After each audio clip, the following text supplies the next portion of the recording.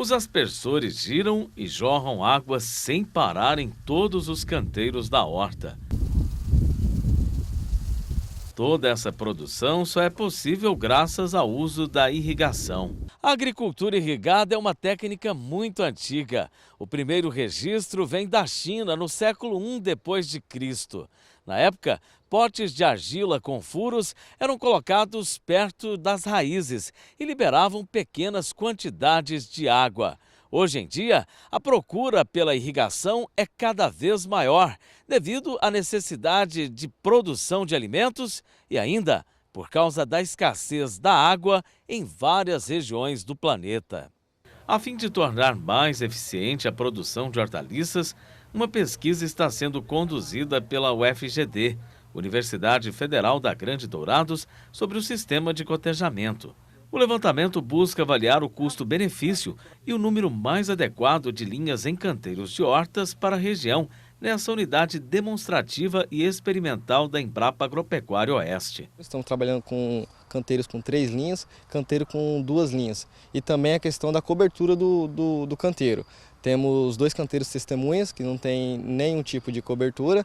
Temos canteiros com cobertura morta, que são palha, casca de arroz. Nesse caso a gente está avaliando para a região aqui de Dourados. Estamos com um canteiro com 3 linhas e com 2 linhas, variando os mesmos canteiros com coberturas diferentes. A pesquisa também avalia a incidência de infestação de plantas invasoras nos canteiros. Os canteiros que estão sem cobertura nenhuma são os mais infestados por essa atividade. E os canteiros com cobertura morta também, exceto nos mulches, que são as lonas. O professor Luciano é o coordenador da pesquisa. Ele explica que há outro fator que precisa ser levado em conta pelos produtores na hora de decidir a quantidade de água que será disponibilizada pela irrigação. A gente tem que entender que a boca da planta é a raiz. A planta absorve água e nutrientes pela raiz. Então, a forma como eu vou mandar essa água chegar até a raiz influencia muito na quantidade que eu vou demandar de água para que essa planta supra as suas necessidades diárias ou até mesmo momentâneas.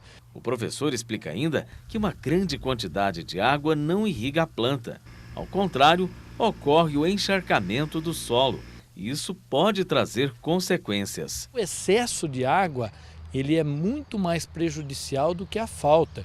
Que o excesso contribui para o aparecimento de doenças fúngicas, bacterianas, contribui para a lixiviação de nutrientes que saiu do seu bolso, ou seja, os adubos que você forneceu, seja ele pela fertirrigação ou pela adubação convencional, estão sendo lixiviados ou carreados pela água em excesso e sendo levado embora e não sendo aproveitado por essas plantas.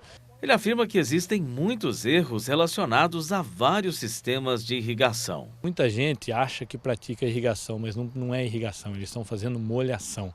Existem diversas maneiras de como eu colocar água para a planta. Após acompanhar vários casos relacionados com a irrigação, o professor é taxativo. Falta manejo adequado. Não é porque o produtor não quer fazer, porque ele não tem o conhecimento, não chega até ele a tecnologia, a informação de como fazer da forma correta o manejo, ou seja, a aplicação adequada da lâmina correta de irrigação.